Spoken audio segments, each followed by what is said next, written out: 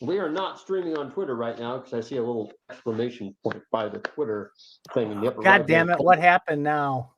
I don't know. What if I drop down a premium account is required to create live broadcasts on their platform? Yeah, you don't have a check mark, do you? On FazRadio? Yeah, I do actually. I pay like a few dollars a month, but I changed my credit card and I think my account got downgraded. So we'll have to redo that. Nice job there, boss man. What? Wow, your camera keeps freezing. You got to get better Wi-Fi. You know what I'm going to try to do? I'm going to try. I have 2 Wi-Fi antennas. Well, this says I'm doing perfect. I know. I may drop out at some point and come back in. Anyway, let's talk about the politics of crypto, tech, and AI. Because I hear when you reinforce your title in the actual cast that the YouTube algorithm shows you to more people. So we should not diverge from the subjects that we plan to talk about today. No my God. So I try and educate you, and this is what I get in return. I'm trying to help us grow. I'm trying to help us do better. And you want to pick on me. I see how it works around here. No, really. But I mean, we do need a broader reach, right? We talked about this, 2 casts ago or something? We really want to take this a little bit farther. And we were talking prior even to the green room tonight, and we know what we like and we know what we want to talk about. And we know that we started as a Gala Games channel, sort of. And since they went off the rails, we've been doing a lot of other things, and we've gone into some of the gaming, but not very deeply. So we thought that moving forward, we want to start narrowing it down, and we want to keep it to tech and AI and crypto, and we'll continue to narrow that down. And we want to be able to talk about things we love and talk about things that the people here like hearing about. Some of our AI shows are the best performing ones that we have, other than interviews. So probably just you and I talking. Let's put it that way. So when we have guests on, through the roof. But when it's just you and I, our best performing shows are AI shows. No, so listen, General Kazin. Yes, hang on, let me grab that. This is cool. Faz had these made like 3 or 4 years ago, and he sent me one of them. Hang on.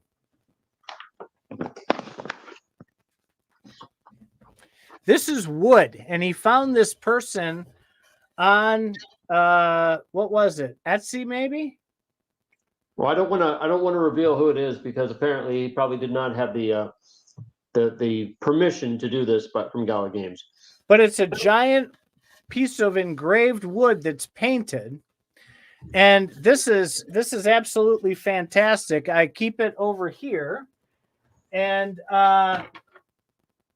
he made another very cool thing for Crypto Faz Academy for the Discord, and my stupid dog jumped on it and it broke. Let me see if I can get it in the thing here, if it works. I can't pick it up there. Uh-oh. He's gone now. Your signal's gone, sir. Oh, God damn it. Yeah, this is whenever we do tours of Titan's office, this kind of stuff happens.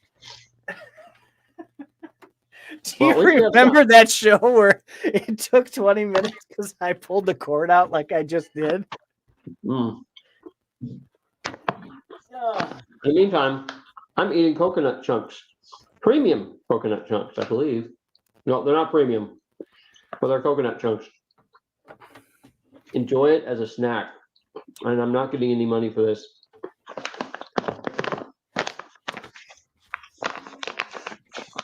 So, okay. So we want to talk. You could at least talk, sir, right? There we go. There we go. Universitas Crypto, right?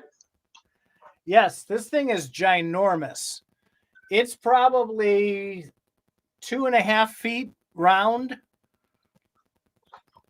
And that down there is where it hit the floor. My dog jumped on it and it knocked the letters off. Well, mine has an anchor on it. Yours just has a star. Yeah, you get the good one because it's your gig, man. Mm-hmm.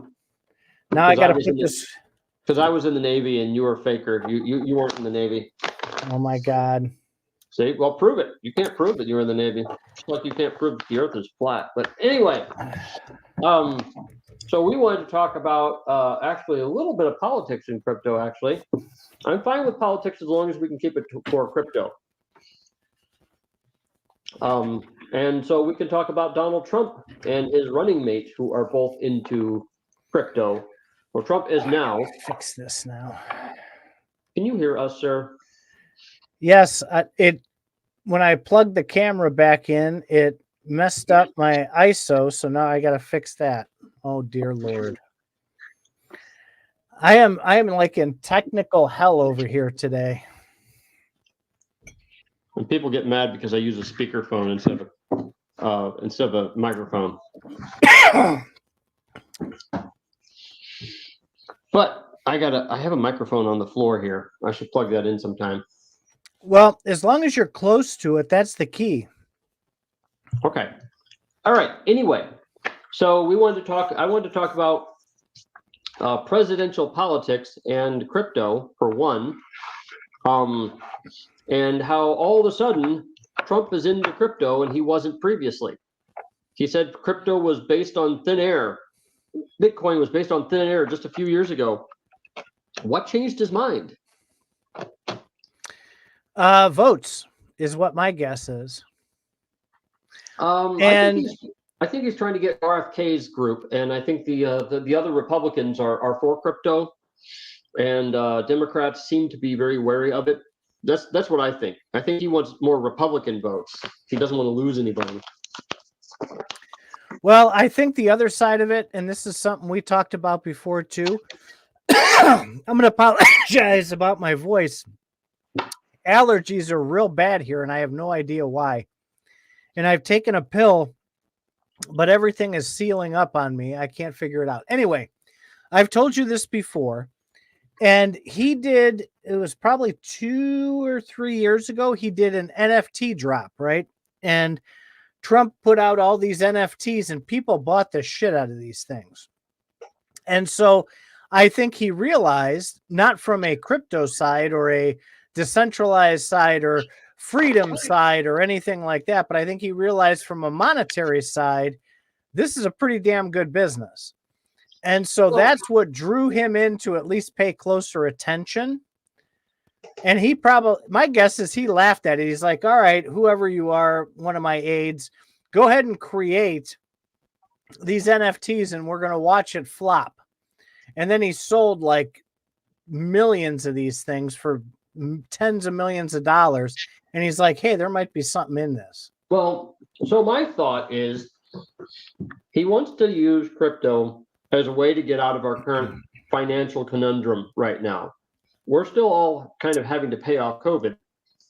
The government's response to COVID was everybody stayed home, and then they paid people to stay home. And then they paid, and then if people couldn't afford their rents, they would pay your landlord when you couldn't pay them. And that worked, that went on for a while.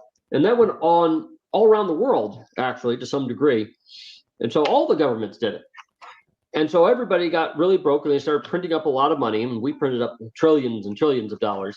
And that devalues our money. Now, we can disagree with whether it was a good idea or not, but we can certainly agree upon it being a bad idea as far as our banking system. Now we have to pay all that back. So what Biden's been doing in the last few years is keeping taxes high, keeping the interest rates high so that people can't borrow money as much. And he's trying to kind of absorb all these trillions of dollars that we have spent so that basically we're now paying for all the stuff that they did years ago, which from one point of view is honorable. But the problem is the monetary system that we have is broken, and fixing it to that degree is perpetuating a lie. yeah, and basically we're burning money right now that we could be spending, investing. And so what I think Trump has done is he says, I can come up with a lot of money. We just, everybody does crypto. And then the people who bought into Bitcoin will then give us money because they'll all have it now. But I don't think he's thought this through, because the United States does not like to have a monetary system that it can't control in some way. And I don't think that they would really like the idea that you can put something in Bitcoin and it not lose value. So that's something that I think really scares them. And they can't tap into it, and they can't seize it. I mean, there's so many things that they can't control about it. They can't print more Bitcoin if they want to get that value out of you, but they can with dollars. Well, they can print more Bitcoin. You know that, right? I'm all ears. They've created ETFs. And those ETFs, while not physical Bitcoins, just like they do with any other stock or bond or anything else, they can do derivatives, they can do futures based on it, they can create as many shares as they want, and they can use the current banking system the way it is by stepping up how much Bitcoin is there. They can have a Bitcoin reserve in that fund of $2 billion worth of Bitcoin, but sell shares worth a lot more if they really wanted to. Are you saying they can tokenize Bitcoin? They can, and that's probably what they're going to end up trying to do. That's my guess. And we say, okay, well, that's not real Bitcoin, but it would affect the value of Bitcoin, because the amount of money, if they create an enormous pool of trillions of dollars in these ETFs and these futures and these derivatives and everything else that they put out there, that price is going to affect the actual Bitcoin price. And I think if they can make that big enough, they can control the price of Bitcoin a little bit. Okay. So basically they can affect the price indirectly. Indirectly. Well, the U.S. government is used to, and all governments are used to, affecting the price of their currency directly. Wait, what do you have in your hand there? What did you just drink from? What's that? This is the FazScape mug. Oh. Faz was kind enough to ship me these this week. My favorite part, listen, it has a beveled bottom. Well, yours does, mine does not. I don't know why I'm so excited about that, but it just makes the cup look 1,000 times cooler. And he was surprised when he's like, wait, I sent you what? Well, we also have FazRadio cups. Oops, there we go. FazRadio. So should we sell these? I mean, would people want them? If so, let me know. I don't know. I did them because I wanted one, and I wanted to see how well they would print this logo, which actually printed it really well. Do you have one of these here? Yes, I have a series of 4 that you were kind enough to get out to me, but I'll tell you what. For those of you who are premium members, you're going to want to go into the premium channel, and you're going to want to listen to the green room, especially the first few minutes. Okay. Yeah. Okay. That might be worthwhile. Anyway, what was I saying? I forgot what I was saying. We were talking about how Bitcoin could be potentially directly and indirectly. So the governments are used to directly affecting the value of their coins. If they can only indirectly do it now, like, who has the most Bitcoin right now? Isn't it like BlackRock or something, or that other guy? Yeah, and Jamie Dimon's Chase Bank has quite a bit, and they sold quite a bit as well. So Trump is thinking about making Dimon the chairman of the Federal Reserve, or the Secretary of the Treasury, or some shit too, by the way. Well, I saw Bitcoin. An article on that. Dimon hates Bitcoin, so no, he doesn't. He does. He says he does, but he buys the shit out of it. So that tells me he's just trying to get I the just price saw an lower interview for where he said my company likes it, but I don't personally. Oh, Anyway, okay. so I think Trump thinks that he's going to get some sort of like initial boost to pay off some bills, but of course he won't pay off bills with it because he doesn't pay off his own bills. He'll get a boost that he could then use for political capital in whatever he wants. His vice president, his VP pick, JD Vance, apparently also likes Bitcoin and likes crypto. He's a senator from my state. Mm-hmm. I was interested in that because Vance has been very outspoken when it comes to crypto, decentralization, and Bitcoin.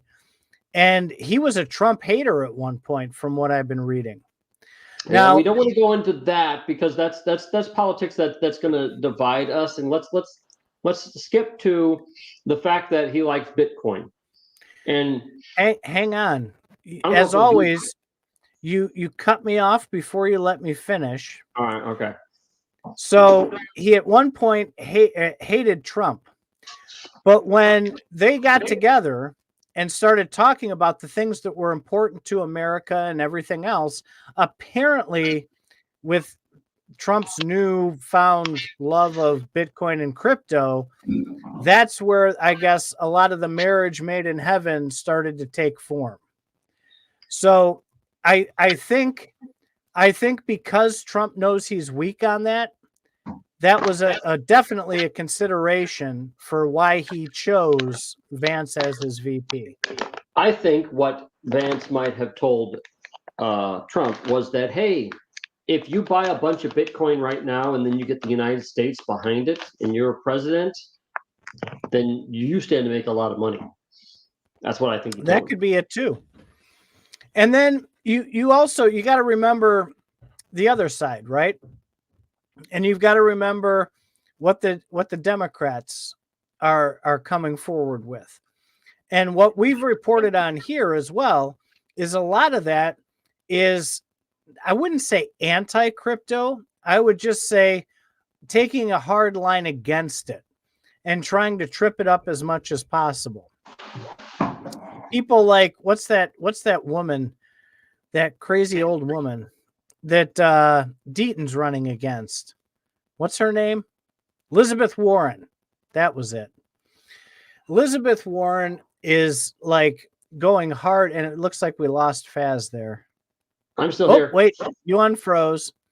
Now your voice is behind your image. So I actually, oh really? Still? No, I caught up now. Now that you moved. When you don't move very much, you're freezing up. It's slowing down the connection. So I think that's my internet. I actually have 2 Wi-Fi modems, and I just switched to the other one to see if it would be any different. So we'll have to see. Am I lagging right now? Not anymore. No, not right now. So Demology says he took Vance because he's boosting working lake states rating for Trump. Okay, so yeah, he's the Midwest. So on that, we haven't had much to report or good things to say about what the left has brought forth with Bitcoin or with crypto. They're hard on the regulation side. What the left has brought forth is stalling, in my opinion. It's kind of funny because what I really liked about the 90s was that Bill Clinton really embraced the internet. And some people were against it, but a lot of people in Congress were for it. And both sides of the government were able to make that happen. And not so much with crypto, because crypto apparently is going to change how we see money and how we see value. Because remember, you can tokenize value in NFTs, you can tokenize value in dedicated coins. I mean, you could split up the cost of your house. You can make a coin named after your house and then split up to 50 people, and then everybody who has this coin would have a share in it. So there's a lot of neat ways that you can tokenize value that they don't want you to do independently. They always, just like when you buy stocks, you need to go through the stock exchange and you need to go through a special set or you need to go through a special set of rules in order to buy stock. People don't want that. People want to have their own money for their purposes. They don't want to have to go through a bank, and they don't want to have to, if they're going to tokenize value, they don't want to have to go through the stock exchange. They don't want to have to follow all these rules. Now, of course, yeah, I get it. Some of these rules are necessary, like, because there's a lot of people, the millions out there right now, and a lot of them are scams. So the rules prevent the scams from happening, but all they're really doing to prevent the scams from happening is centralizing things so that they can manage it. And at a certain point, kind of like having cash, you can have your cash in your hand, or you can have it in your bank. If your cash is in your hand, well, that's a lot of power. And yeah, you lose your cash. Oh, am I lagging again? Badly. Am I lagging? Okay. Yeah, so really you can bad. lose your cash if you use it badly. Damn. No, I so get your you can point. Continue from here.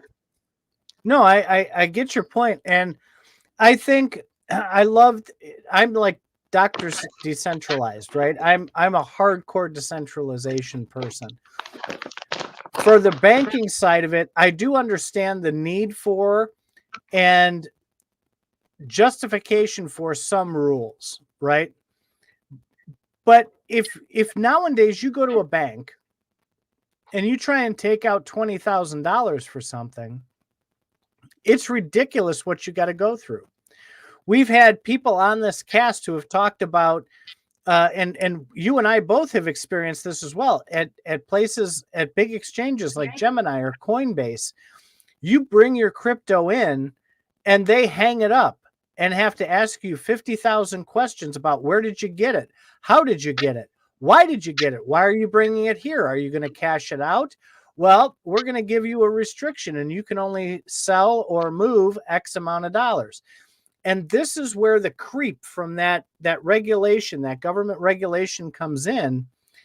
And that's where you have that line, right? There's that line of, hey, this is your asset to do what you want with, versus no, it's not really. We're going to make sure that it's an asset that we approve of and that you're doing the right things with, and you're not some like weird financier of terrorism or whatever. If you hit it good, right? You go out with that MOG. Anybody have MOG? I did really well on MOG today. I cashed out yet again on MOG today. Sweep those profits, people, man. When they're there, grab them. If you want to buy back in later, do it. But let's say you put $10,000 into MOG, and MOG, moons like crazy, and you end up with $7 million.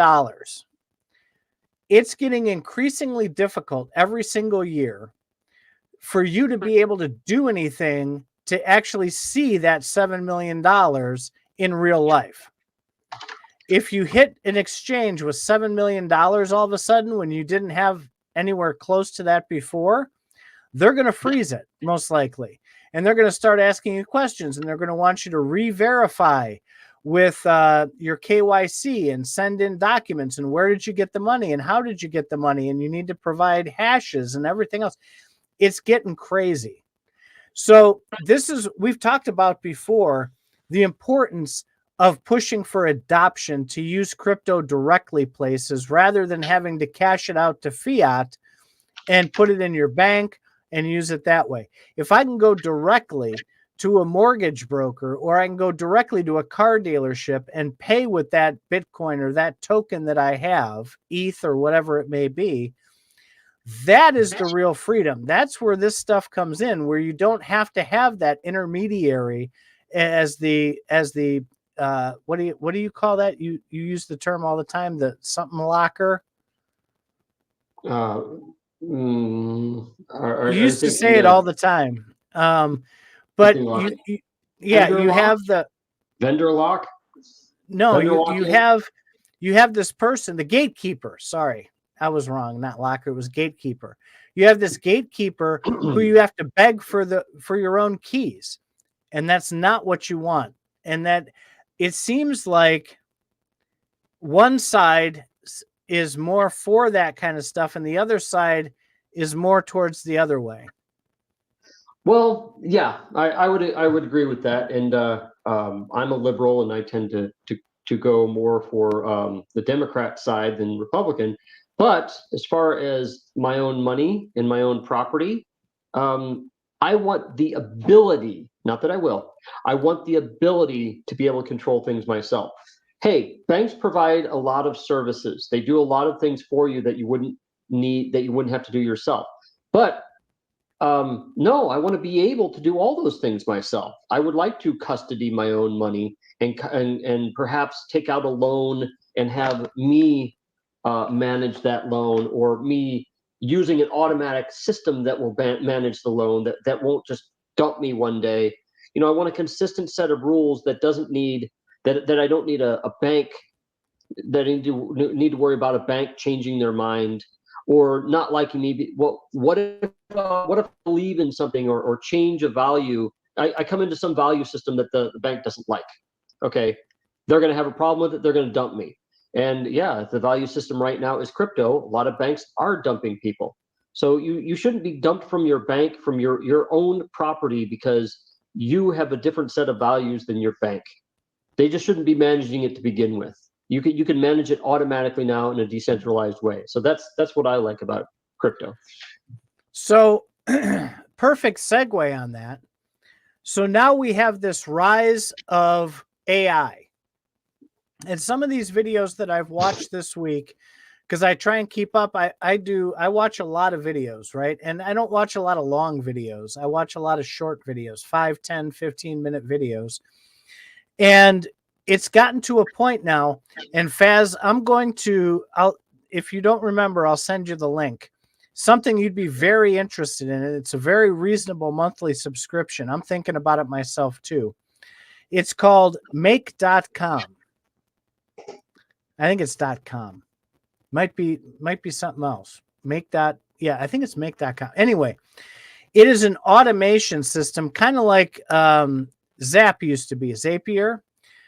And what this does is it uses AI, though, to help you automate just about anything. And they have thousands of the common programs in there. You can literally do almost anything on this platform by linking things together with automation, right? So if you connect your accounts to this, and we're talking about the banking and sweeping profits and doing stuff with that, with this rise in tech and with this regulation looming on crypto, I think you're going to see a big push for regulation on AI as well, because you have these camps, right? And I see it as 4 camps. You have the, hey, number one camp is, let this thing go totally AGI. Totally. Let it control us. Let it do whatever. It knows better than we could possibly know. You have the 3 o'clock group, which is let's not let it loose, but let's let it guide us, and then we can make the decisions. You have the 6 o'clock group, which is, you know what? Let's let it give us ideas. Let's vet those ideas, and then let's figure out what we're going to release of that. Then you have the 9 o'clock group, which is the group that says, you know what? We just want to ping this thing to get some opinions, and we'll sit on it, we'll think about it, and see if any of it makes sense. I think that you're going to see AI figuring out ways to automate moving that money through the system in a much better way. And you're going to have other AI systems who are going to be the KYC police, right? Who are going to come in against these other AI systems and say, hey, wait a minute, you can't do that. And it's going to be like this giant AI battle between how to keep the automation going forward and backward. And I thought about this the other night, and I think the weaponization, I'm going to call it the weaponization because I'm not very government friendly. If the government uses that AI as a weapon against society to try and help stifle what innovations we're coming up with and to hold back that technology so that they can get their piece of it and regulate it, that's going to be a huge, huge problem. I think you're going to see that coming from the left very, very soon also. Okay. So here's the problem, in my opinion, with the different political ideologies. They have gone black and white. Basically, one side has said big government, the other side has said we're against big government. But both sides are actually for big government because both sides have their share of the big government they like. Like the Republicans will say, hey, we don't like the government getting into everybody's lives, but we need all your money to go to war because national security is paramount. So they are into big government, but for different reasons. Both sides basically see government's role as something different. Where was I going with that? No idea. I certainly like the option for the government to get involved with some things that could be unsafe, like vehicles. I think regulating cars on roads is a good idea. I think a lot of people don't like that, the fact they have to wear seatbelts and have airbags and stuff like that. I think it's a good idea. With crypto, if you have control over something, I think you should.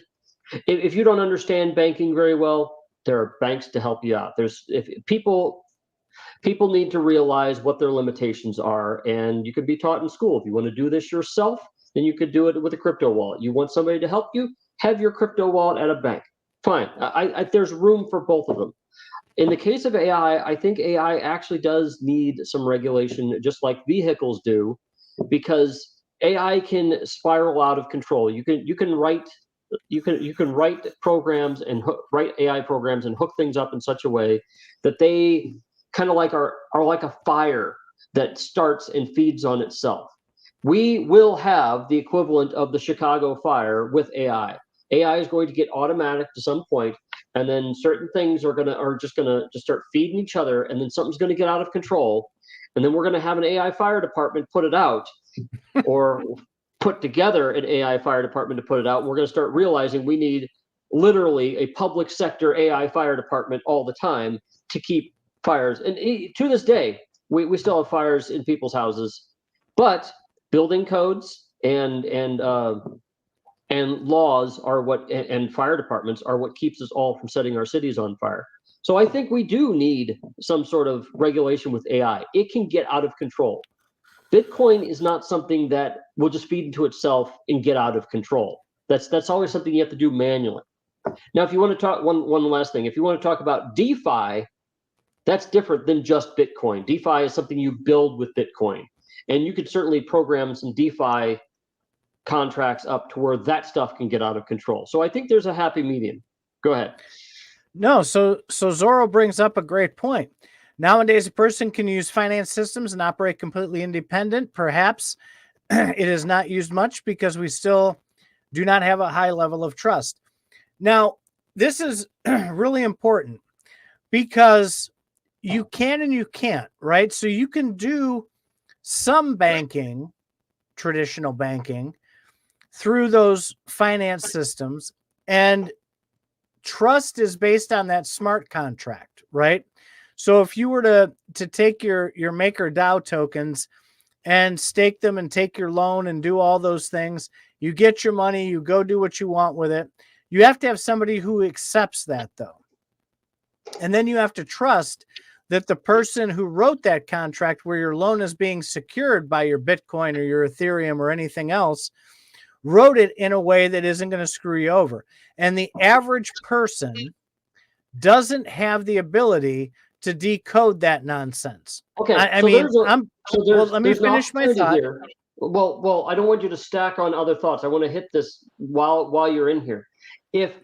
Fine. There's an opportunity there for a business to come in and evaluate these smart contracts for you. And they can say, okay, you want to choose this one, and we'll charge you, I don't know, $500 because we figured this out, and then this is the one that you pick. And then you do it yourself. Go ahead. sort of kind of where I was going, sort of. Okay, good. Good. Well, the whole point is there's a lot of opportunity. Linux does the same thing. In that we've talked about this a million times on here. The average consumer, the average person who's maybe not a crypto expert like the people listening here tonight, right, aren't going to understand any of that stuff. Even if you told them what the contract was about and showed them the contract, they couldn't read it, they couldn't make sense of it, and it's going to frustrate them. That's where I think these AI assistants can come in very, very handy. So I talked about Rabby Wallet before, and Rabby Wallet has a checks and balances system in it. It takes, when you interact with a contract, it takes it and it dumbs it down and gives you a warning, or whatever you want to call it, a warning, and oh, by the way, hey, you might want to pay attention to this, in plain English terms of what you're doing. And I think that that's where AI can be extraordinarily helpful to get people to that Zorro, to get people to that point to where they can feel like they can interact safely with these contracts. Because this AI assistant or this wallet assistant that you have, or whatever, you can plug it into your wallet and it will decode that and put it into plain English for you, so that people can understand what they're getting into. I think adoption would go like through the frickin' roof if that was something that was publicly available. I agree. How do we implement that? Is there a company doing that right now? How would you even search for that? Because I'll tell you what, I would give them a huge chunk of my money to develop something like that, because it is something that I think would exponentially elevate the adoption of crypto. How would you elevate? How would you look for crypto services companies? That's what they are. So getting back to the Linux thing, right now Linux is open source, and if you want to use it, you can deploy it yourself, or you can download Red Hat or Ubuntu or whatever and use something that somebody has put together. Now, those people that put together distros of Linux, they can also submit, fixes to Linux. You can, if you look through the code. The point is, you can deploy it yourself, or you can take something that somebody has rolled together. There's a lot of opportunity there, and the people that make the money on Linux is the people that service it, the people that know how to use it. Linux is free. That's almost like saying electricity being free would be free, and then everybody who would help you use electricity would be the ones that you pay for. So I think there should be some, but okay, now I want to make a distinction with how that works in politics, okay? Because having a free commodity like Linux is very nice. It's something that the liberals really like because it's free. Republicans actually don't like the fact that you might have something free out there, because then things become a bit more socialist, okay? However, I think that the way that Linux works with servicing companies and stuff, that even Republicans can be fine with some part of it being free. Well, the same thing can go with banking services and stuff like that. We don't need a bank to keep your ledger for you, to add up your numbers for you. There's software that can do that called a blockchain. It can keep track of all the transactions and tell you how much money you have. We don't need accountants to do that. We'd rather those humans do something else, something more important. There's all sorts of jobs right now, like when the cotton gin was invented. The cotton gin separated cotton seeds from cotton, and now because of the cotton gin, we could actually have, a big, robust textile market and stuff. Yeah, all those people who picked cotton before, they're out of a job. My grandmother was a computer in the around the time of World War II. A computer was somebody who just had an adding machine, and you just have people using adding machines all day long to compute numbers. They were called computers. Now my PC The computers that came along later fired all those people. So those people needed new jobs. We needed them to do more important things. So that's what we need with banks and stuff like that. We need banks to not worry about how much money we have in our accounts. We can let the ledger do that for free.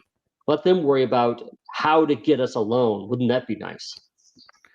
Well, this whole system, from the credit scores to the banking cartels that are out there, they have not evolved very much in the last 100 years. It's all basically just slightly updated, different ways of doing the same thing.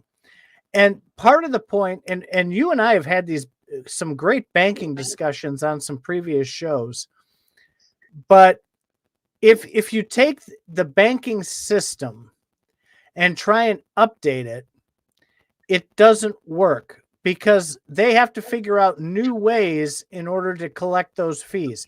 All they are is an intermediary.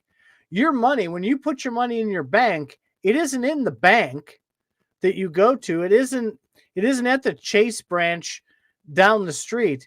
It's on a server in Florida. And it's just accounting in Florida. And that computer database transmits your balance back to the Chase branch. And they're just saying, okay, we've pulled that server and it says you have $11,224.18 in your account. And if you spend it, the bank, Chase Bank, takes that transaction, submits it to Florida. It works on the server, and then it kicks back that number. Exactly how the blockchain works. So you're 1,000% right.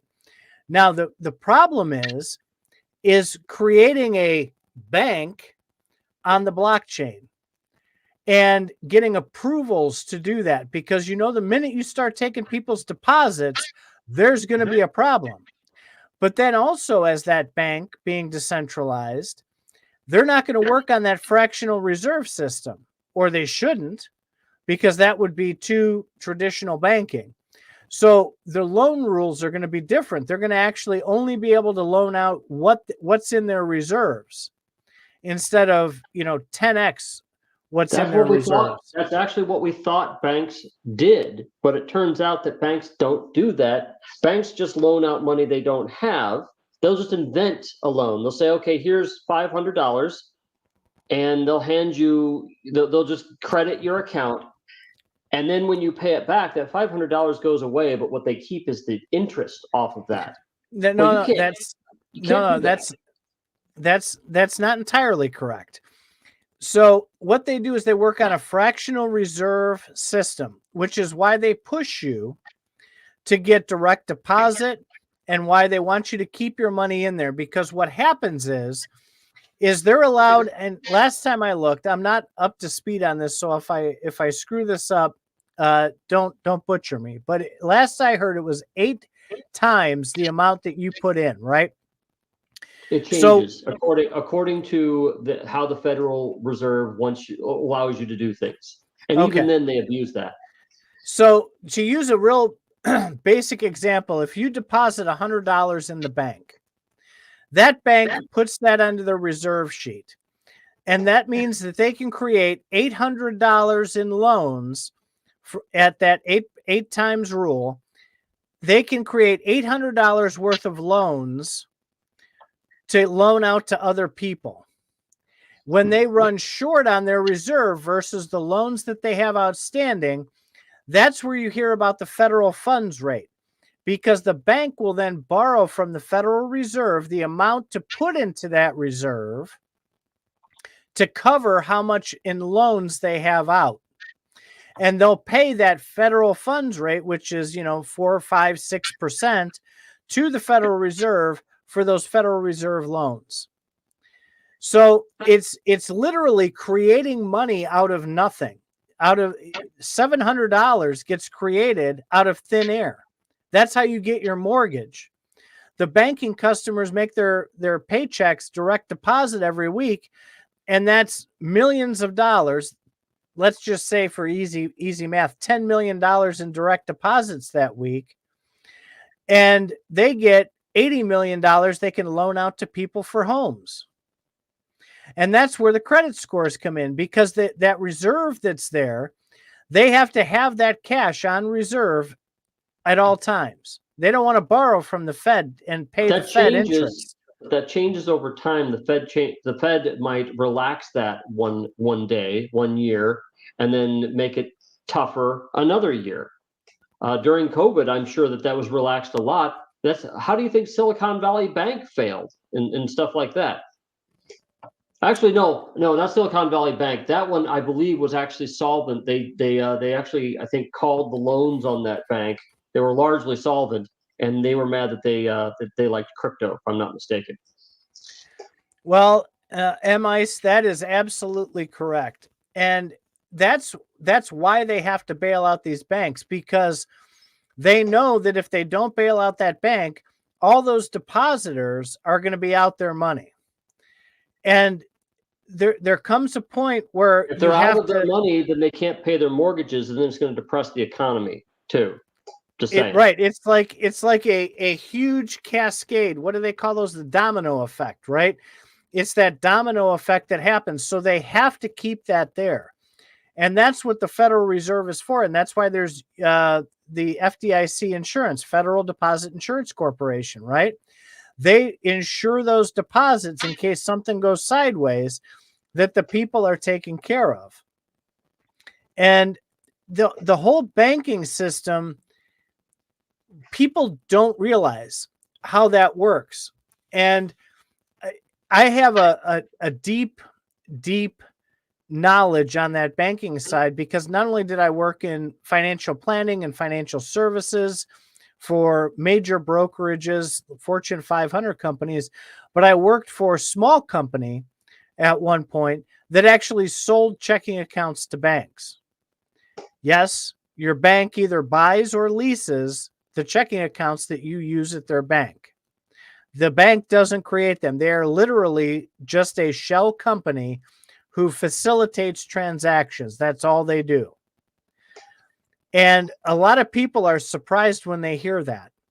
And I'll give you one more little banking nugget that a lot of people don't realize. And this should wake you up to the why behind the why on things. When you go to Home Depot and you're building a fence for your backyard, and you get all your wood and you put it up on there on your cart, and you take it to the register, and they ring it up, and on that little screen you have your total, and you take out your bank card, right? Whatever bank you're with. I've been using Chase tonight as my example. I don't know why, but the first bank that comes to mind. You take your Chase card and you pop it in there, and what's the first thing that comes up on that screen? Enter your PIN. It defaults to debit versus credit. And every place you go, it tries, even at the gas pump, it'll try and force you to enter your PIN versus using credit. And not many people understand why. Here's the why behind the why on that. What happens is that whenever you use your card, there's something behind the scenes called interchange revenue. And that interchange revenue is the cost of all these money transmissions. And I'm not going to use real numbers because I couldn't calculate it in my head, but we're just going to use example numbers here. I spent $1,000 at Home Depot, and I stick my card in there. And if I use my PIN to pay for that, the interchange fee for that Home Depot has to pay is 2%. So 2% of that transaction is the fee for me letting me use my card there. If I use it as credit, there's another layer to that because it has to go through the credit banking system. So the fee to Home Depot for me to use that card is now 5%. That's why it always defaults to debit. And the Chase card that I have, that Chase Bank is who gets the interchange fee, right? So Home Depot has to pay it, and Chase collects that as a fee for facilitating the transaction. So Home Depot and every gas station and every place you go to pay wants you to use your PIN number as a debit because it's cheaper for them on that transaction. The banking system, the way that it is broken. It has been broken. It will be broken. This is why they're threatened by crypto, because crypto does things differently. They'll charge you a gas fee. They'll charge you a convenience fee. They'll charge you a bridging fee. They'll charge you this, that, or the other. It's supposed to be small. And the banks are doing the same thing behind the scenes, which is causing the more people that use credit at Home Depot, the higher the price that Home Depot has to charge to keep their margins up.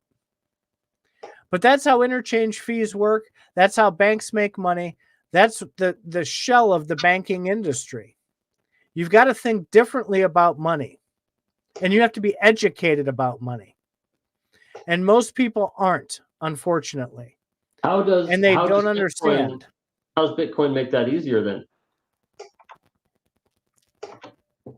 You're going to pay a fee regardless, right? Because there has to be that transaction to validate it, and someone's doing the work for it. On Bitcoin, it's proof of work. So someone's computer is doing the work for that. They need to be paid for that. The difference is you lose all that middle person. It's direct and it's instant. And if you're going to pay a fee, it's going to be paid to the person who's doing the work to validate that transaction. And the payment is virtually instant. We know on Stellar, it's within half a second. We know on Bitcoin, it could be up to 10 minutes, sometimes even a little bit longer. Ethereum, that's going to be just press your luck, right? Whenever you push the button, it gets there. But it's guaranteed and the settlement is instant. Unlike credit or debit, which can be challenged later, can be withdrawn, or like PayPal, that accounts can be frozen, money can be frozen. It doesn't work that way.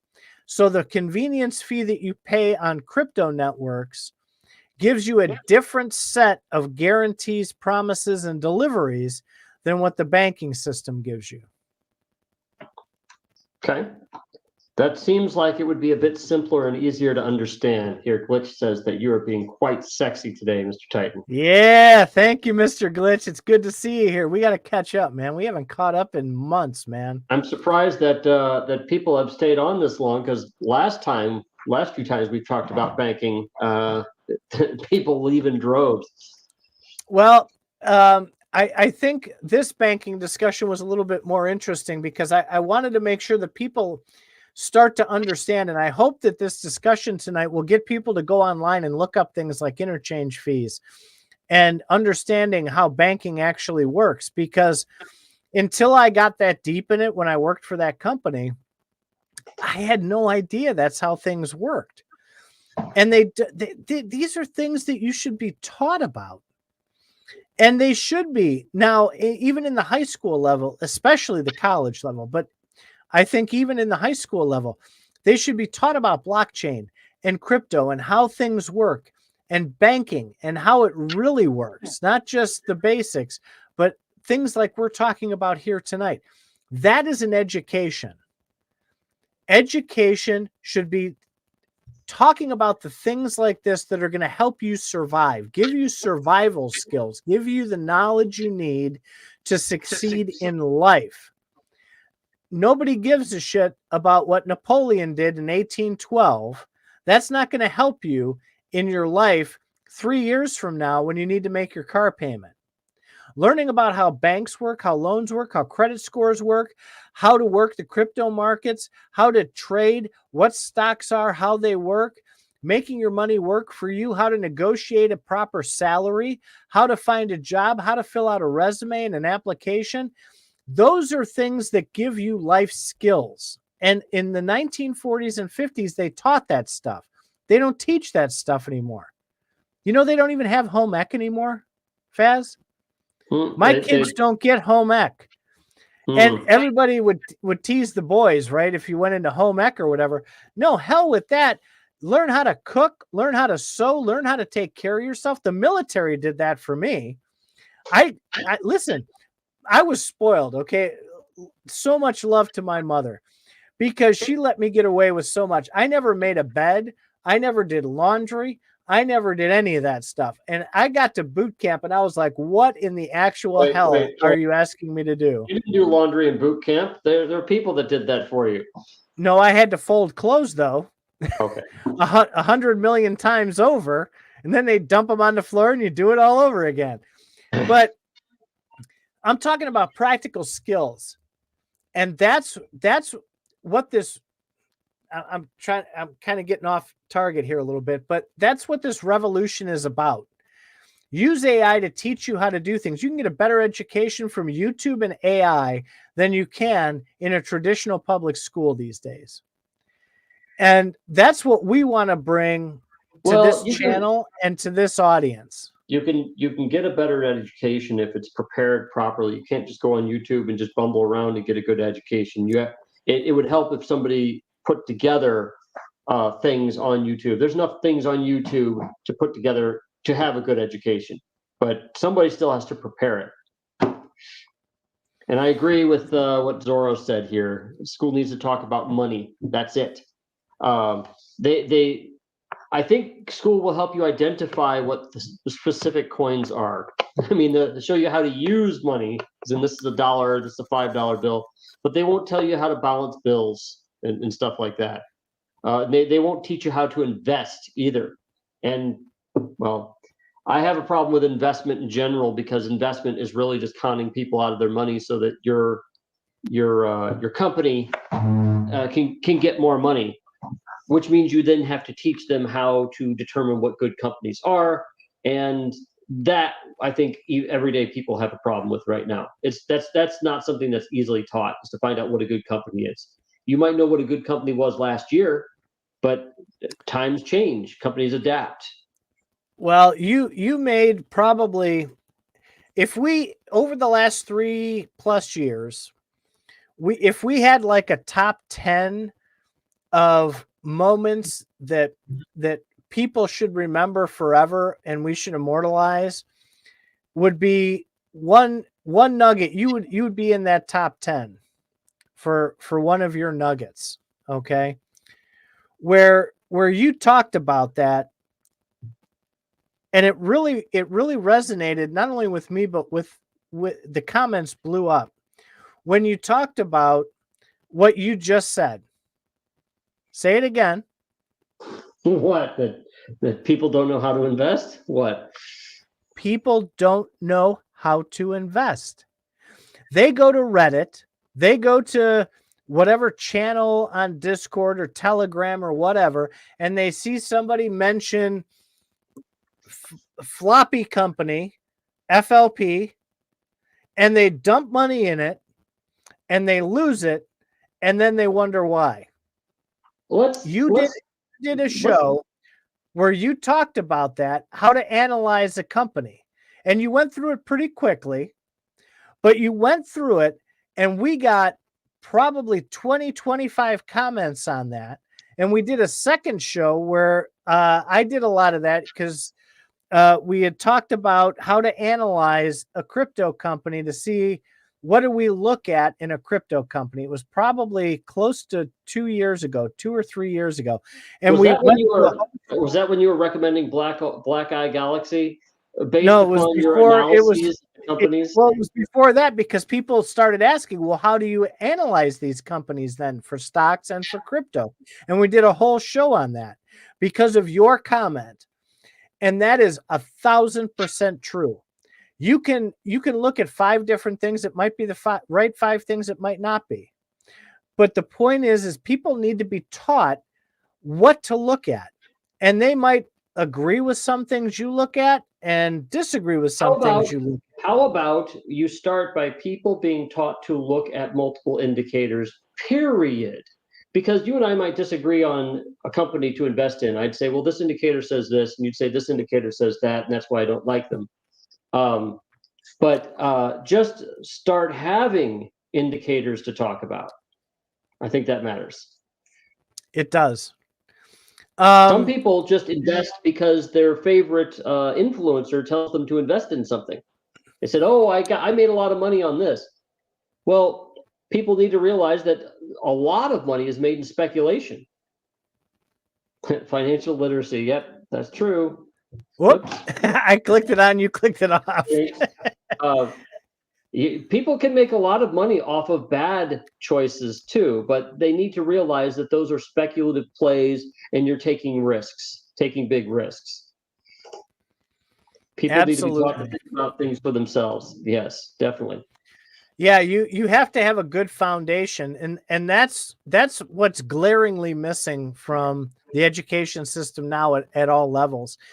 Give people the fundamentals, give people that base to work from, and teach them how to come up with their own options. Teach them how to tweak that for their lifestyle, right? Because Faz, being the self-proclaimed liberal, right? He wants to analyze certain social aspects, perhaps, of what a company, are they green enough? Are they doing enough for the environment as one of his basis? Whereas I don't look at that stuff.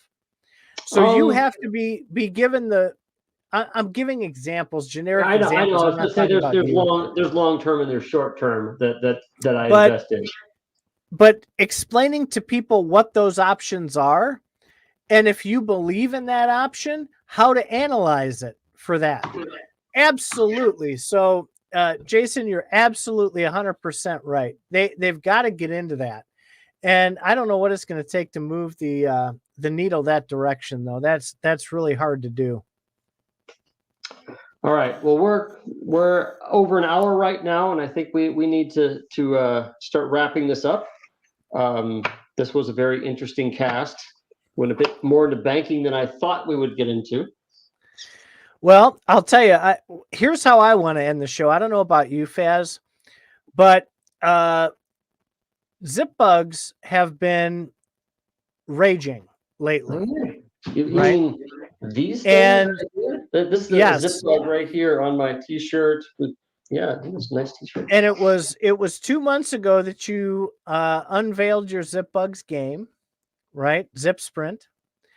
And you had talked about doing a lot of things, books. I talked about doing a bigger game, like a card game first. Right. The card game, the books, the comics, all the things. And you've been awful quiet lately. So let's give people, as we wrap up, an update of where are you with ZipBugs? What the hell have you been doing? People want to know this. Well, actually, I should probably show some pictures, shouldn't I?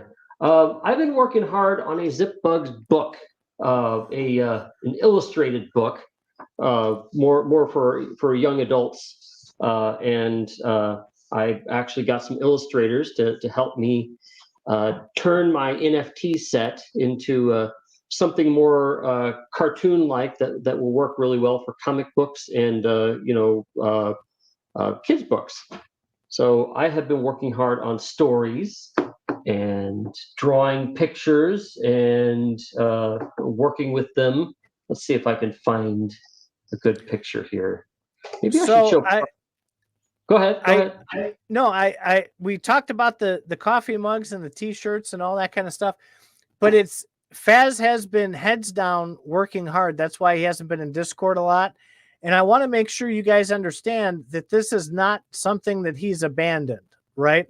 This is something that he has been nose down on. We have been on more phone calls, him and I, over the last 2 weeks than you could possibly imagine. And he's making some tremendous progress. And I definitely want to take some time to recognize that. And whatever he's willing to share and show is fantastic. He's really making some awesome progress on this. Okay, well, here's an example of one of the shots from the book. This is a book about a ZipBug that turns into a drum set. That's actually an inspiration for this little kid here. But this is an example of one of the illustrations in the book. I did not do this illustration. I hired somebody because they're taking my ZipBugs to the next level. These people are used to illustrating people and places and things. I can make the bugs. I draw the bugs. I start out from charcoal drawings and do some things with AI to manipulate them. That doesn't looking good. That's not AI. My my he NFT actually set, hired illustrators to do this. He's literally hiring artists to help him make his ZipBugs into books. so think of the NFT set as prototypes. And let me actually, I'm going to pull up the NFT set right here, the ZipBug Metaverse, which I really like. I think it's a really cool. Hold on, present, share screen, and what's that? This one right here. Allow. Okay. So these guys are awesome. I start out with charcoal drawings of mine, and then I do I sick the AI on this and I manipulate some of the images, and I wind up getting a lot of neat stuff. So my art is in here, but I'm going back and forth between tools. And frankly, this is stuff I couldn't draw on my own. This is great. This comes up with a lot of concepts that I can use for ZipBug stories, books, and illustrations and stuff. And so what I do is I have the illustrators take a look at these bugs here, and then they do something with them. They turn them into cartoons, and they draw humans interacting with them and stuff like that. So that's the next step for me. Illustrators love looking at these bugs and animating them and making them move around and do things. So that's what I'm doing with this book that I'm putting together right now. It's a book of stories. Yeah, the ZipBugs are kind of Boy Scouts in a way, but there's big bad evil bugs in there too. Let's see if I can find this one, because we came up with I had an artist do an interpretation of this one that I like quite a lot. Hold on just a second here. I wasn't expecting to do this. You put me on the spot here, so hold on a second. ZipBugs. No worries. I want people to understand, that we talk about these ZipBugs a lot. We take a big stand on the getting people to produce and do, and we hold people accountable for delivering things. I want everybody to understand that things are going to be delivered. There's no timeline on these. Faz is busy working, and books take a long time. Comics take a long time. They will take as long as I feel that they need. But this is not a product that he is selling. He's literally creating an ecosystem from scratch by himself. So I do want to highlight that. And I want to, wow. I'm surprised you showed that. So, well, this one I also showed on Twitter. So that bug I showed you previously, somebody took a look at that bug, and an artist took a look at that bug, and he's making it more human. And oh, that's an idea. It is. I know. Well, anyway, I know a guy who can help with that. So think of the NFTs, like I said, as prototypes. And what I want to do is I want to use them to inspire illustrations and stories. I can come up with a bunch of stories. I have a lot of stories inside of me. I even have a story for this guy. Oh, I can zoom in. Look at that. I love this guy. He looks a lot better than the NFT that I just showed you that he came from. All these bugs can go in lots of neat directions. There's a million things I can do with the bugs. So this is what I've been working on is making things presentable, making comics. Let me pull out a comic actually that I did not like. I had people. I hired a few different illustrators, and I picked what I liked and what I didn't like. So let's see what this is named. Snipping tool. This one's kind of nice, but I had a higher standard. This one I wrote a story, and I had the illustrator illustrate my story, which was neat. It was a ZipBug. Two ZipBugs were trying to help this guy. His printer wasn't working. And then these two guys right here, and here, decided that they would fix the printer. Of course, they just made it worse, and one of this colorful guy here got smashed right there. So this is an example of where I didn't want to go with them. This maybe was a little bit too cartoony, but you saw with the other stuff, I like things to be a bit higher quality, which is that last one with the little robot looking at the butterfly. I think that one was just awesome. So I gotta find a happy medium for the comics, but as far as the book, I have a bunch of illustrations for that. I have a story that I'm writing, stories. I'm doing multiple stories that I'm writing. So I just got to get those put together. And I don't have all the illustrations for all the stories yet. And when's that going to be done? When my time allows me to, because I have to lay out the book myself. I have to set it up in this case, I'm going to have them on Amazon, at least something on Amazon. It'd be nice to get a publisher eventually, but I need to lay out the book and make sure that all the art is in there where I want it to be and that the story is just right. But I am making some swag. This is some swag right here, which is this shirt. And actually, your blur background. You gotta take the blur background off. Hold on, let me turn the blur background off. Hold on. None. There, you can see my messy office. So the thing you just looked at here, I also have on a T-shirt, which is really cool. This is what's this? Uber. You made me. What's the name of this place? Uber something. Uber Prints. That's what I'm using for the shirts right here. So I was testing out different things to put on the shirts, like this. I really like this one right here. This is some concept art that I think looks great. In fact, I'm actually having another illustrator do more concept art for me. This is like, I want to print something heavy and like, let's see how it like would actually print up on the shirt. And actually, this is really good. I mean, it's not like thick plastic or anything. It's like fit in the shirt. So doing some samples for myself. I can give them away, of course, if you want to. We've been making some mugs here, FazRadio mugs. We have. Do you have the eyes? ZipBug mug here. Do you have the ZipBug with the eyes mug? That's one of my favorites too. This one? No, the one you sent me, the one that has the blue with the eyes. You want one of these? Yes. Oh, this thing's awesome. Put it in the center. Put it in the center of the camera. This? Yeah. That one, I love that one. I unwrapped that one. I was like, this is awesome. So some of these designs, this is straight from the NFT. I don't have any artists redoing this one, and this is straight from an NFT also, which is fine. This was a design of mine that AI did some wonderful things to. AI has a good use. It has a good purpose, and you should use it as such. As far as the books, if I can get AI to speed up some aspect of doing the books, I will. But right now, it's good for kind of helping me check my stories to make sure that they're consistent, giving me some ideas and stuff like that.